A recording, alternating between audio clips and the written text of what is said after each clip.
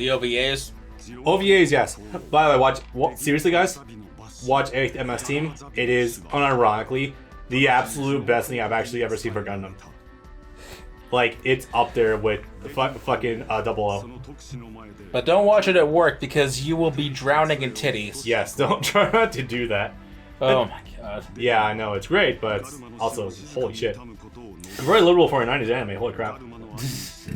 Anyway, so while we were monologuing, talking about... This is the only time we're going to get to see them at the same time, I'm pretty sure. Hey, Giren, do you know who Hitler is? Since Degwin was just on screen. I think we actually do have that speech in here, though. Where they're talking to each other? Yeah, I'm pretty sure it is in here. The white base boys drive me to drink. Char was blamed for the death of Garma, so he's just pushed to the wayside. Anyway, I think it's time we discuss a little bit about the Zabis, because that's a discussion and a half. Are you familiar with Adolf Hitler? You mean from the Middle Ages? Monarchy is fun. Oh my god, the entirety of the Zabi family is an allegory for fucking Stalin. Are they? Okay, hear me out. So, Char's dad, Degwin? No. Zeon Zoom Daikun. Yeah. Zeon. Zeon Zoom Daikun. For which the Zeons are hilariously and deliberately named. Yes. So, he was the one who founded the idea of space independence and pushed for it, right? Original head of the operations died and was poisoned by the Federation and was killed and taken over by a dictatorship. Yes. Yes, who continued to push for the idea of freedom for themselves, but would also brought with it an intense fucking loyalty system as well as huge dictatorship. My god, Tomino really sneaks into allegories. And also, I'm going to send off literally as many of you as I possibly can to die for me. Yeah, anyway, the Zabi family were essentially like sort of royal family that was like behind Daikun.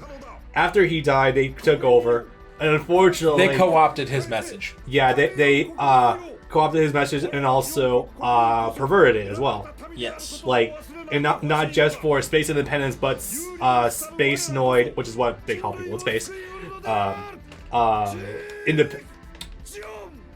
What was it? Space Noid Independence. Space Noid Independence got turned into Space Noid Supremacy. Yeah, something like that. Yeah. The thing with Giren and how he's willing to bankroll an entire platoon of new types, even though he doesn't believe that they exist, because he can use them as a symbol to look good. Yeah, essentially. So yeah, Giren Zabi, pretty much like the figurehead of the Zabi family, who is not Hitler, just politicized one Garma's death, who was the favorite son of Degwin. I feel bad for him. Garma was a good boy. He feels that he was the only one he didn't fuck up. Yeah, essentially. I just realized we could bump the Discord to say if we want to, but I don't think it's needed. I forget. Just go up to 5 or 6 each time. I forgot that was even there. Yeah. Whoops. So yeah, in addition to the regular difficulty select of this game, you also have this, which also, I think, raises the enemy count or something? Probably. Not sure. That's how they used to do it. They changed how that works during the PS4 generation. Yeah. Let's see. What to try out? This is always a fun question. Also, this is a Gunpla Builders. So this is funny, actually. This isn't from Build Fighters, despite this game would have been coming out at the right time for that. Actually, this is from the not exactly prequel, I guess, precedent or preamble. In 2010, the same time the Unicorn was coming out, there was a 30-minute OVA about the basic concept of building Gunpla, and that's what Bear Guy is from. And then that OVA was successful, and it's like, yeah, we'll make a whole anime about making Gundam Beyblades. I'm going to start with the first of the Gundam spin-off. Max, why not? That would have been the God Gundam. The ones I could play as anyway. Otherwise, I would have gone for a Stars Memory, but I don't know how to use the GPO one. So now they're surrounded. So it's at this point where White Base rapidly finds itself in the middle of the crosshairs of the entire war. Like Earth Federation is actually deliberately putting him in harm's way, as a center of the shit going on. Yeah, as a scapegoat and as essentially a moving bullseye because Neozeon, not quite there yet. Not yet. Zeon really wants white base because it's advanced, super advanced technology, and the white mobile suit, the white devil. White devil. Why not? Thanks, Raiden. We haven't talked about Amuro whatsoever. That's okay. We'll talk about him later. Also, he develops taste for redheads, and I respect that. And older women. And older women. Good taste. Good taste, my boy. It's actually him though. Matilla's already engaged. Yes. Oof. Alright, but yeah, the white base is essentially being used by Earth Federation as a moving target, as well as a, like, sort of like a symbol of hope, but also being stupid enough to put them always at, like, the center of attention. Because so we can do our shady shit in the background. So we can use them as a diversion, literally. Oh my god, we're at the best villain already. Yes. Yeah. Funny that. Okay. Oh, I get to use the clip. I get to use the voice. I fucking love that voice. This is no Zaku, boy! No Zaku! Oh my god, the wing gun's fast. Holy shit. Yeah, that's the idea. Oh yeah, I wonder if I can do it. I can. Yes, you can turn it into the bird mode. Well, that's what it's called. It absolutely is. So we'll talk.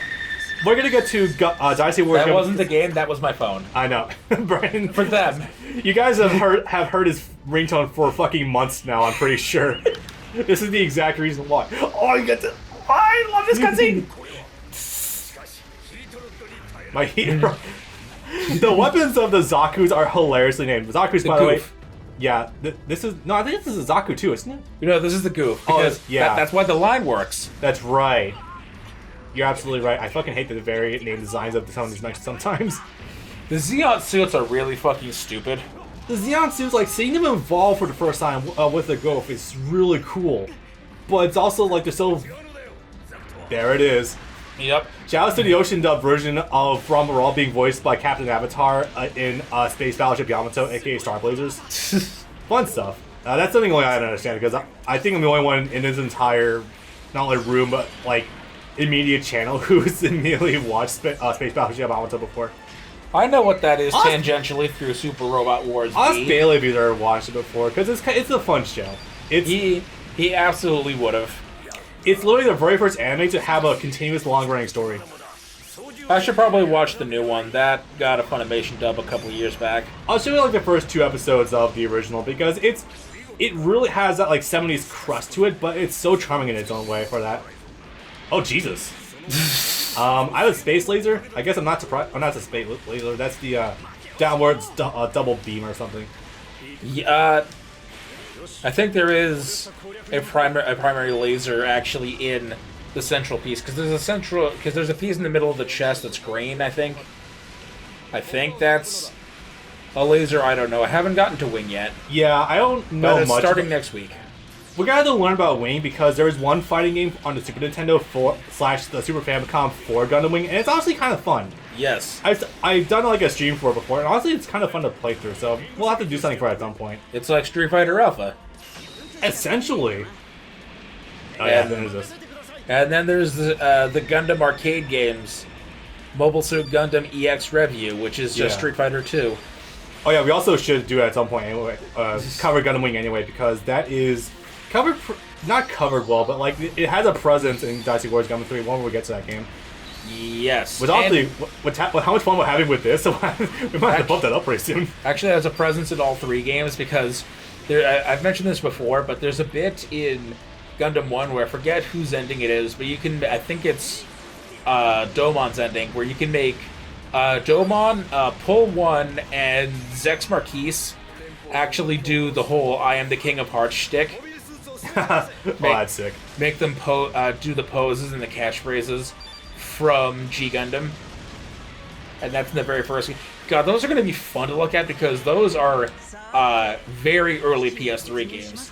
2006, 2007 or 2008, and then 3, which is 2010. Yeah, pretty much. So you know they're gonna look and run like crap. They're going to look like shit, but it's also going to be charming as hell because, oh my god, you can consider the PS3 a retro console by now. Yes, you can. That is terrifying. And we're still using only regular HDMIs for our consoles generally. They're on HDMI 2.1 now on the PS5 and Xbone. Not Xbone. Xbusk. X-Piss Cannon. You allow Kai to be destroyed? Yeah, I can do it. Occasionally, you have to pay attention to the missions in these levels because you can get game overs if a friendly ally goes down. Right, they were still Speaking doing of- that even into 2014. Jesus. Speaking of, I should probably go take care of him. Luckily, I chose a very fast suit. Yep, just got a double tap and there you go. Double tap X button, transform. I think it's the same notation for when you're playing Gundam 3 as well, if I'm not mistaken. Double tap X to run in a direction. Yes, but in Gundam 3 you have to hold down the button and it drives like a truck, not like a car and not like a plane. Essentially, with the sheer lack of drifting you have. Like here, it's like, we, tight maneuvers, cannot do this whatsoever in Gundam 3. No. Nope. You're going to be flying into the wall even when you're going straight. Maybe it's kind of fun actually using the transform version of this. So yeah, you can also do this, of course, with the Zeta and the Double Zeta, which did not have a Oh wow, we already transformation. killed the Black Tri-Stars. Wait, how do we already go from Ramba Ral to the Black Tri-Stars? Compression. Man, we're not... Okay, I'm going to briefly surmise. Ramba Ral is the single best villain in 079 and one of the best villains in UC as a whole because he is a very gray area character and super fun. I think Ramba Ral is in at least one more stage, but the I hope so. Tri-Stars go out in one. The Tri-Stars literally job out to... Oh yeah, that's right. Being a noob type, with Awakening allows you to slow down enemies, which is really cool. I can do this. Lol. Yeah. But yeah, essentially the Black Tri-Stars were a super big pivotal part of the Gundam, of the initials 1 year war. But unfortunately, they got jobbed out hard to Amuro because while it sucks incredible amounts of dick when he first starts out, because of the whole new type aspect, yes, Eggs explained that is the reason why, he becomes an exceedingly good pilot to the point he's actually outperforming the Gundam itself by leaps and bounds. Jeez. That was weird. You just reminded me of a thing from Gundam X. Just about every Gundam series Also, it's fun. has some variant of the Black Tri-Stars, sometimes literally called the same thing. Yeah, there is. Like, There's a parody of that in Gundam X in the first 2 minutes, where some mercenaries are trying to sell their protective services, we've only been recording an hour. Holy fuck. and most of that was just a preamble. Oh my god. This is going to go so fucking quickly. Yep. In the first 2 minutes of Gundam X, there are some jackasses that are trying to sell mercenary services for protection's sake, because the world of Gundam X is the world of Mad Max. Nice. And they call them, they're immediately called out as pathetic, but the name they call themselves is the Red Bi-Stars. because there's only 2 of them. That is hilarious and also very on the nose. And it's the first time they ever did something that direct. Yeah. Because even during the rest of UC, they had other variants of the Tri-Stars. There's Yazan and his 2 goons in Zeta. There is an unnamed attempt at Tri-Stars, which lasts for 1 episode of Double Zeta. Oh, right. We should probably also address another long-running thing in Gundam as well. So, okay. Bandai is a creature of habit as well as a creature of chaos. Yes. Very frequently in multiple Gundam shows, you will find characters / ideas taken from other timelines. If you've ever heard Char clones, which we directly addressed at the start of this Let's Play, funny enough, it's because more or less every Gundam show has to have its own Char / Char-esque character who is the rival character of the main protagonist. Yes. In essence. Yes and no. That didn't really get started in earnest until Gundam Wing, because Victory Gundam had Chronicle Asher, which was a dude who was technically Uso's rival, but he had red hair, Yeah. wore a mask, and he occasionally piloted red suits, but not all the time. There's Schwartz Bruder from G Gundam, who his hair was black, and he also piloted the Shadow Gundam, which was also black. The first one to really bring in Char clone as we know it was Zex Marquise. I forget what his other name was. From Gundam Wing, who he had the long blonde hair, and he eventually Miliardo, who had the red mobile suit eventually in the Gundam Epion, which was more of a purple than red, but it was close enough. It's pretty, it was pretty close to that. You know, Gundam Wing was also like, it did poorly in Japan, but it did insanely well in the West. So you can see why that trend was hard to stick. And it wasn't until. And that was still more of a one-off. It's also... They didn't really commit hard to Char clones being blonde 100% of the time until Gundam Seed. Yeah. Because Gundam X, which was next, had a Quattro, and it had a character that is not, but that some fans consider to be a Char. His hair was also red. Turn A Gundam had... Harry Ord, whose hair was silver, and his mobile suit was gold. And it wasn't until Seed where they hard committed to red suits and blonde masked villains. Sorry, really fast. I would like to point out Mikube and his definite fetish of pots. Yes. I love it so much. Oh, there he is. The vase. My vase fetish. The dude openly collects vases and pots, and it's so weird. Like, it's just a joke in the community now that he just has a vase fetish. Which, frankly, considering him, I could believe that. Also, war crime committer Mikube. Yes. Who tried to get around as many laws of war as he possibly and treaties as he possibly could. Nukes. Yes, and he tried to commit more war crimes to escape. Baoku in the end, and that did not work. I didn't even realize. Oh, I completely forgot that Mikube even made it to a Baoku. I swear he died way sooner. He was right there with Casilia. Yeah, that makes sense. Well, he wasn't next to her because he would have been caught in the blast. Headshot. Yes, the ancient bronzed Anna meme, the greatest headshots in history. That will never not be a fucking solid 10 out of 10 for me. Oh man, I'm having fun. Fuck, this is great. This is great. Yeah. Fuck, we gotta count on more Gundam pretty soon. So we have plans. Oh yeah, dude. 2021 is probably gonna be the year Gundam for you guys. Also, why is that ship even camouflaged? God damn it. Oh boy. Okay, so as usual, Lu's congratulations from a general to keep White Base's crew seeming like they feel like they are important, but they're not really. These are the grand scheme of things for them. Look at those goons. Until they make it all the way to Jaburo, which case, we'll promote you like one rank, it's fine. Even in spite of taking out Garma, even in spite of taking the fight to Mikube, and taking out the Black Tri-Stars, and running White Base, one rank. One singular rank. Awesome. Oh yeah, the hot redhead that was briefly introduced already died. Matilda, yeah. And also Ramba Ral's wife.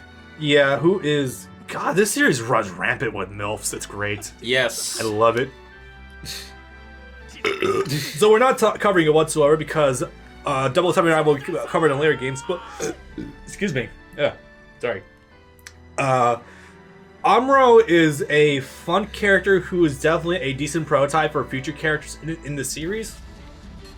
He goes through some shit. He's very much a boy who started who was brought into a war as a soldier, and he does not want to be a fucking soldier at all.